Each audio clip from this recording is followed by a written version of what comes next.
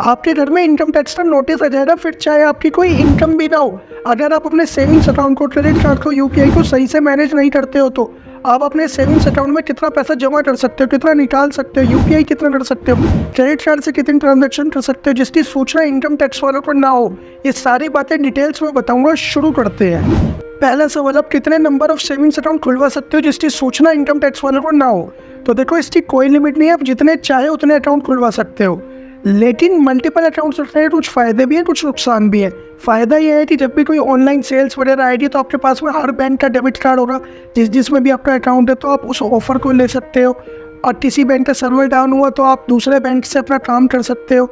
और नुकसान ये है कि जब आपके पास में ज़्यादा बैंक अकाउंट होंगे तो आपको उन सबके एनुअल फीस भी देनी होगी, डेबिट कार्ड की, एसएमएस चार्ज के जो पैसे काटता है बैंक, वो भी आपको देने पड़ेंगे। लेकिन ये पूरी की पूरी इच्छा आपकी, आप जितने चाहे उतने सेविंग्स अकाउंट खुलवा सकते हो, इसकी कोई लिमिट नहीं है। दूसरा सवाल, आप अपने सेविंग्स अकाउंट में कितना पैसा जमा कर सकते हो, कितना निकाल सकते हो जिसकी सूचना इनकम टैक्स वाले को ना हो? तो देखो, इसका सीधा सा जवाब है कि आप एक फाइनेंशियल ईयर में, फाइनेंशियल ईयर होता है 1 अप्रैल से 31 मार्च का, इस टर्म को फाइनेंशियल ईयर बोलते हैं। आप इसके अंदर 10 लाख तक का कैश डिपॉजिट करा सकते हो और कैश विड्रॉल भी कर सकते हो, जिसमें कोई भी सिंगल ट्रांजैक्शन 2 लाख से ऊपर की नहीं होनी चाहिए। अब आपके ऊपर है, आप चाहे तो 1 लाख करके 10 बार जमा करा दो, या कभी 20,000, कभी 5,000, कभी 30,000 ऐसे जमा करा दो।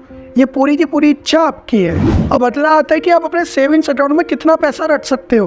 तो देखो, इसकी कोई लिमिट नहीं है, आप चाहे तो 1 करोड़ रुपए रख लो, लेकिन रखोगे जब पैसा जमा होगा। तो यहाँ जमा पर लिमिटेशन है, और क्या लिमिट है वो मैंने आपको बता दी।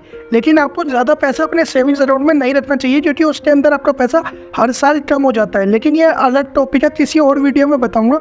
आप चैनल को सब्सक्राइब कर लो, क्योंकि अगला वीडियो एक ऐसा आने वाला है जिसमें मैं आपको बताऊंगा कि आप पैसे से पैसा कैसे कमा सकते हो। आप अगर बिगिनर हो तो आप इन्वेस्टमेंट की जर्नी को कैसे स्टार्ट कर सकते हो। अगला वीडियो बड़ा धमाकेदार होने वाला है, आप चैनल को सब्सक्राइब करके बेल आइकन प्रेस कर लो। अब अगला सवाल आता है कि आप कितना यूपीआई ट्रांजैक्शन कर सकते हो जिसकी सूचना इनकम टैक्स वालों को ना हो। तो देखो, इसके बारे में इनकम टैक्स वालों ने कुछ भी नहीं बताया, क्योंकि यूपीआई को आगे ज़्यादा टाइम नहीं हुआ है। लेकिन आप यूपीआई ट्रांजैक्शन उतनी कर सकते हो जितनी आपकी इनकम है, मतलब जितनी की आप आईटीआर फिल करते हो इतनी आप यूपीआई ट्रांजैक्शन कर सकते हो। और अगर आप आईटीआर फिल नहीं करते तो आप साल में, मतलब फाइनेंशियल ईयर में 5 लाख से 7 लाख की यूपीआई ट्रांजैक्शन कर सकते हो, आपको कोई प्रॉब्लम नहीं आएगी। अब अगला सवाल आता है, आप क्रेडिट कार्ड से कितनी ट्रांजैक्शन कर सकते हो जिसकी सूचना इनकम टैक्स वालों को ना हो। देखो, ये बताना बिल्कुल बेकार है, क्योंकि जब भी आप क्रेडिट कार्ड से ट्रांजैक्शन करोगे तो उसका बिल तो पे करोगे ही।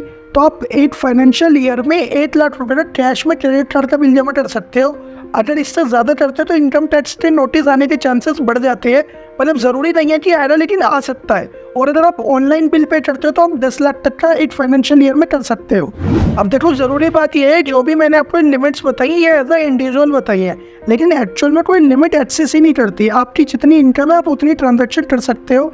और देखो, करने दो तो आप कितना मर्जी कर लो। मान लो आप सेविंग्स अकाउंट में 30 लाख रुपए जमा करो, किसने रोका है। लेकिन अगर आप उसके हिसाब से आईटीआर भी फिल कर रहे हो ना अपनी, तब आपके पास में पूरी सोर्स ऑफ फंड की डिटेल है, आपके पास में सब कुछ है, तो आप जितना मर्जी ट्रांजैक्शन करो, कोई लिमिट नहीं है। एक्चुअल लिमिट आपकी इनकम ही है, जितनी इनकम है उतनी ट्रांजैक्शन करो। 2, 4, 5, 10 रुपए के रिवॉर्ड के चक्कर में बेफालतू में ट्रांजैक्शन मत करो।